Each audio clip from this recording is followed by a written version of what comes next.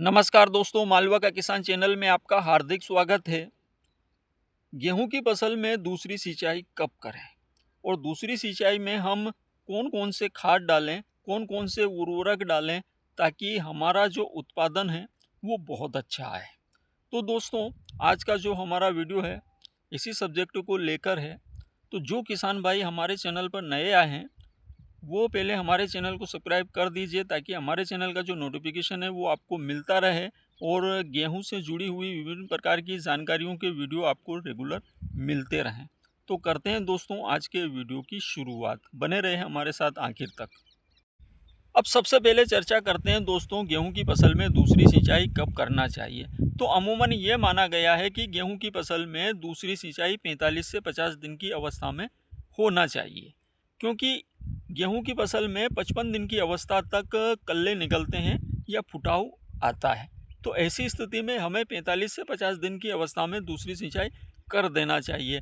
अब यहाँ पर हमारे किसान भाइयों के बीच में थोड़ा सा विरोधाभास है सिंचाई को लेकर, क्योंकि जो सूखे की बिजाई होती है उसमें पहली सिंचाई जल्दी कर दी जाती है। यहाँ पर ये मान सकते हैं अपन कि 12-13 दिन की अवस्था में, कोई 15 दिन की अवस्था में सिंचाई कर देते हैं। तो ऐसी स्थिति में हम दूसरी सिंचाई कब करें? तो यहाँ पर हम ऐसा भी कर सकते हैं कि 40 दिन के आसपास भी दूसरी सिंचाई कर सकते हैं। जिन्होंने जल्दी कर दी थी तो वो 40 दिन के आसपास दूसरी सिंचाई कर सकते हैं। लेकिन अमूमन जो शेड्यूल है, शेड्यूल के अनुसार जो सिंचाई है वो 45 से 50 दिन की अवस्था में हमें दूसरी सिंचाई करना चाहिए। अब अगर हमारी सिंचाई आगे पीछे होती है और कुछ किसान भाई हमारे जहाँ पर बिल्कुल हल्की मिट्टी होती है वो 15-15 दिन में देते हैं, तो जो 15-15 दिन में पानी देते हैं तो ऐसी स्थिति में हमारा 45 दिन ही आ रहा है। तो 45 से 50 दिन की जो सिंचाई है वो बहुत इम्पोर्टेंट होती है दोस्तों। तो ये दूसरी सिंचाई कहलाती है। 45 से 50 दिन की जो सिंचाई है ये दूसरी सिंचाई कहलाती है। अब चर्चा करते हैं दोस्तों, गेहूं की फसल में दूसरी सिंचाई के समय हम कौन कौन से खाद डालें या कौन कौन से ऐसे उर्वरक डालें जिसकी वजह से हमारी फसल के अंदर अच्छा खासा फुटाव आए और हमारी जो फसल है वो अच्छी रहे और अच्छा खासा हमें उत्पादन मिले। तो दोस्तों, उन खादों में सबसे पहले चर्चा करते हैं दोस्तों हम यूरिया की। तो हमारे जो अधिकतर किसान भाई हैं गेहूं की फसल में नाइट्रोजन की पूर्ति 3 टुकड़ों में करते हैं। हम बुआई के समय डीएपी देते हैं तो उसमें भी नाइट्रोजन होता है, लेकिन हमारे कुछ किसान भाई वहाँ पर भी थोड़ा और यूरिया मिला देते हैं ताकि हमारी फसल उस समय शुरुआती समय में नाइट्रोजन से ना जूझे। क्योंकि दोस्तों, गेहूं की जो फसल होती है इसको नाइट्रोजन की बहुत आवश्यकता होती है। नाइट्रोजन पर ही ये फसल अच्छी खासी चलती है। तो वहाँ पर हमारे किसान भाई कुछ यूरिया दे देते हैं, कुछ नाइट्रोजन वहाँ दे देते हैं। फिर उसके बाद हम जब पहली सिंचाई 21 से 25 दिन की अवस्था में करते हैं तो वहाँ पर यूरिया देते हैं और जो बचा कुचा होता है वो हमें दूसरी सिंचाई में कर देना चाहिए। अब कुल मिलाकर हमें गेहूं की फसल में कितना यूरिया देना चाहिए? तो दोस्तों, बीघे के हिसाब से हमें 1 बोरी यूरिया देना चाहिए और एकड़ की बात करें तो एकड़ के हिसाब से 2 बोरी यूरिया हमें देना चाहिए। गेहूं की फसल में 3 टुकड़ों में दें या 2 टुकड़ों में दें। अब हमारे कुछ किसान भाई क्या करते हैं कि जब पहली सिंचाई करते हैं उसी समय सारा यूरिया उसी समय दे देते हैं, बीघा का 1 बोरी के हिसाब से यूरिया डाल देते हैं। तो दोस्तों, आप ये जो दूसरी सिंचाई है ये सिंचाई करने से पहले ये तय करें और ये निर्धारित करें कि अभी तक आपने यूरिया कितना दिया है। क्या आपने यूरिया की पूर्ति अभी तक कर दी है? नहीं करी है तो कितना कम पड़ रहा है बीघे के हिसाब से या एकड़ के हिसाब से, उसकी पूर्ति आप अभी की अवस्था में कर दीजिए। अब वो किसान भाई जिन्होंने पहली सिंचाई में ही यूरिया की सारी पूर्ति कर दी है तो उनके लिए भी मैं यहाँ थोड़ा सा बताना चाहूँगा कि आपने वो पूर्ति करने के बाद खरपतवार नाशी दिया जिसकी वजह से गेहूं को झटका लगता है। तो गेहूं को उस झटके से उभारने के लिए और जो गेहूं में और कल्ले जो उन कल या जो बाद में कल्ले निकलते हैं उनको बड़ा करने के लिए नाइट्रोजन की आवश्यकता होती है।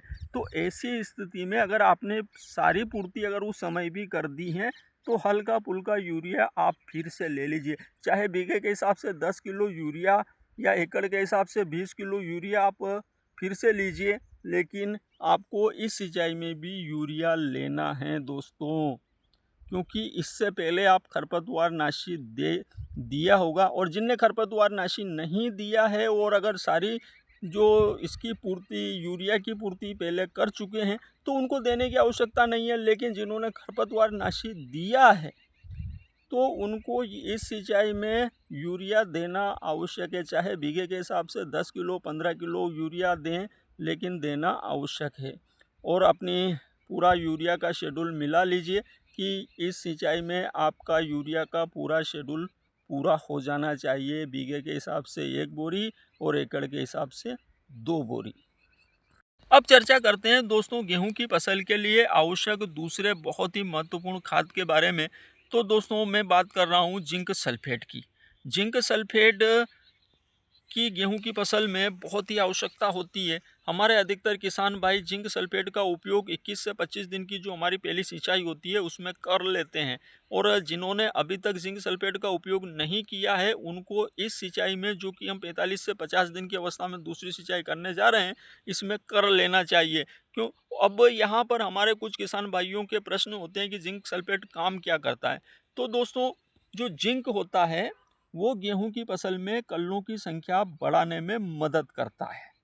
उसके अलावा जो अनाज वर्गीय फसलें होती है उनमें कार्बोहाइड्रेट होता है, तो ये जिंक अनाज वर्गीय फसलों में जिनका उपयोग हम खाने के लिए करते हैं उनमें कार्बोहाइड्रेट बढ़ाने में मदद करता है।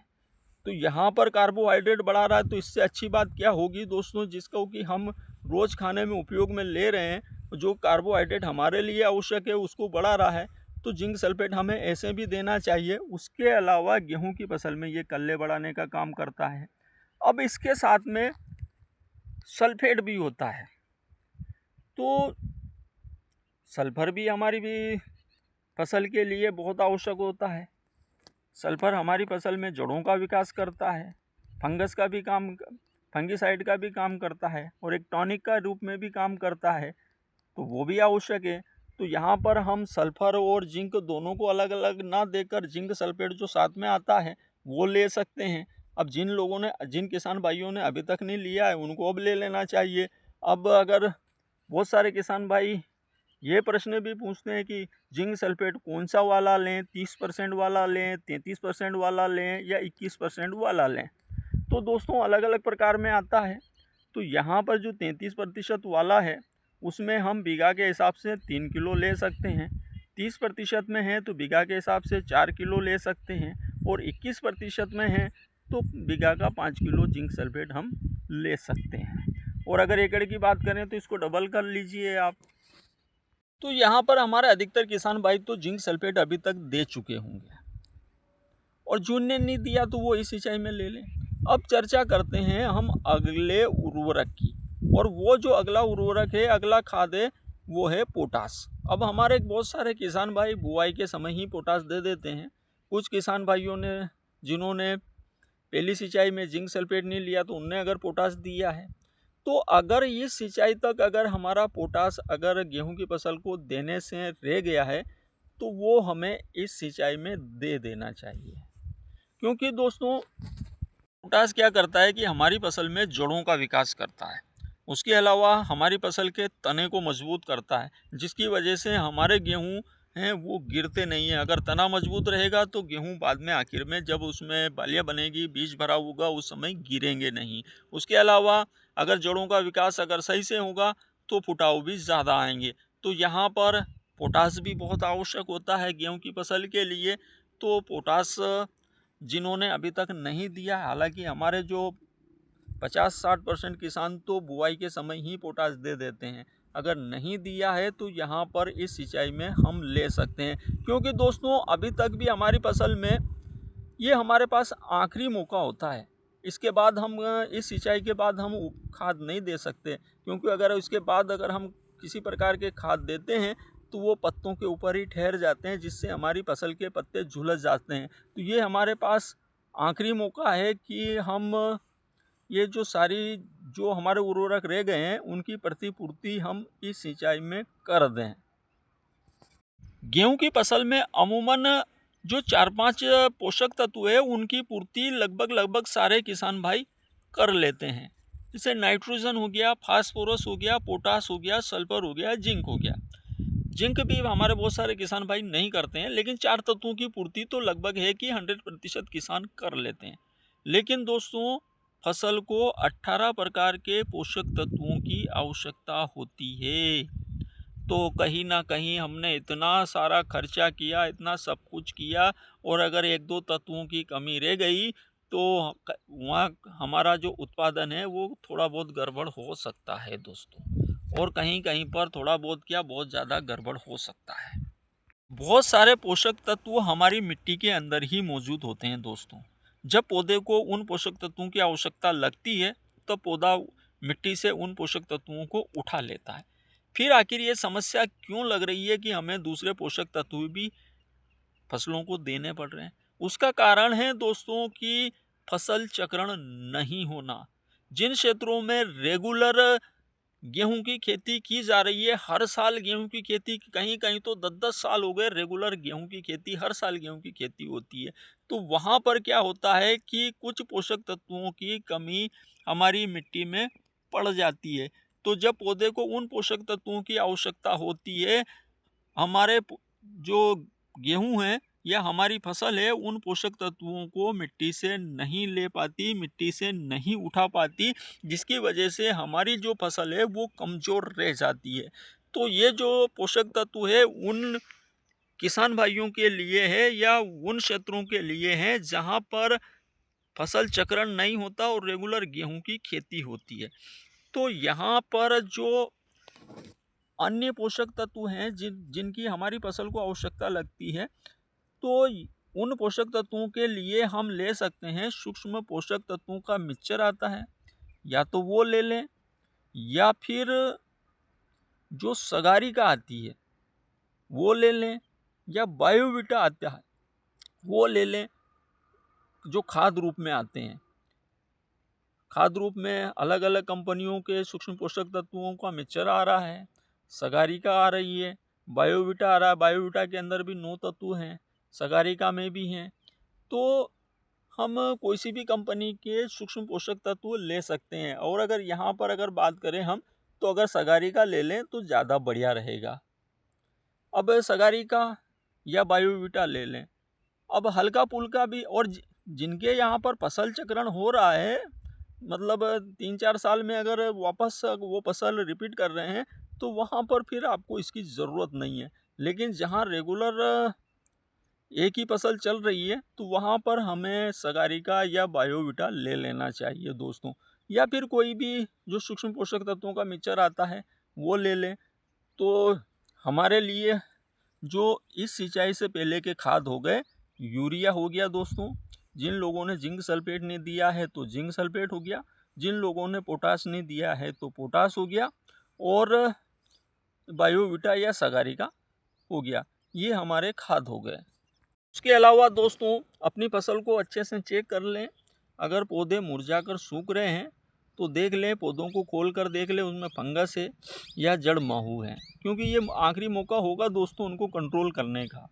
अगर फंगस है तो आप रोको फंगिसाइड मिला सकते हैं, और अगर कीट हैं या माहू हैं, जड़ माहू हैं, तो उसके लिए हम जो क्लोरीफास कीटनाशक आता है या फेप्रोलिन कीटनाशक आता है दानेदार में, वो ले सकते हैं। तो अपनी फसल को अच्छे से चेक कर लें। अगर उसके अंदर कहीं फंगस या पौधे मुरझाकर सूखने वाली समस्या नहीं दिख रही है तो इनकी हमको आवश्यकता नहीं है। अगर जहाँ पर पौधे मुरझाकर सूख रहे हैं तो उनको उखाड़ कर देखिए कि जड़ में फंगस लगी हैं कि कीड़े लगे हैं, तो उस अनुरूप आप ले लें। अगर कीड़े लगे हुए हैं तो मतलब जड़ माहू लगा हुआ है तो जड़ माहू के लिए फेप्रोलिन या क्लोरीफास ले लें, और अगर फंगस लगा हुआ है तो आप रोको फंगिसाइड ले लें बीघे के हिसाब से 250 ग्राम रोको फंगिसाइड। ये आवश्यकता के ऊपर हैं, जिनको ज़रूरत है, और नहीं है तो कोई ज़रूरत नहीं है दोस्तों इन चीज़ों की। इन सबको मिक्सा कीजिए, यूरिया के साथ फेंक दीजिए, खेत में उड़ा दीजिए और छिटक दीजिए और उसके बाद सिंचाई कर दीजिए। यकीन मानिए दोस्तों, आपकी फसल अच्छी खासी होगी, अच्छी निरोगी होगी और अच्छा खासा आपकी फसल के अंदर फुटाव आएगा और आपकी फसल से उत्पादन भी अच्छा खासा आएगा, अगर प्रकृति ने अगर कुछ गड़बड़ नहीं किया तो दोस्तों, अगर वीडियो अच्छा लगा हो, जानकारी अच्छी लगी हो, तो चाहे आप वीडियो को लाइक मत कीजिए, कमेंट मत कीजिए, लेकिन वीडियो को, जानकारी को आप ज़्यादा से ज़्यादा किसानों तक शेयर करें, ताकि जो हमारे किसान भाई कहीं ना कहीं फसल को गड़बड़ कर लेते हैं, फसल से कम उत्पादन आ पाता है या फसल सही से ग्रो नहीं करती है, तो उनको सही जानकारी पहुंच सके। और उसके अलावा आप अपना अनुभव हमारे किसान भाइयों के साथ ज़रूर शेयर करें, ताकि हमारे किसान भाई अच्छा उत्पादन ले सकें। नमस्कार दोस्तों।